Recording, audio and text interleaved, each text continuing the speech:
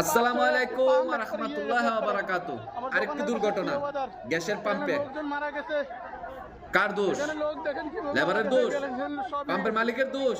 না, আমাদের দোষ, আমাদের সরকারের দোষ, সচেতনের দোষ। এটা প্রতিনিয়ত হবে, কেননা যদি বাইরের কান্ট্রির মতন মাসে একবার দুইবার যাইসা ডিজেল পাম্পে, পেট্রোল পাম্পে, গ্যাসের পাম্পে যাইসা যদি চেক করতো, তাহলে এগুলো দুর্ঘটনা হতো না।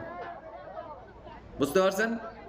আমরা টাকা আছে, আমার যেটা মর্জি এইভাবে কাম করবো।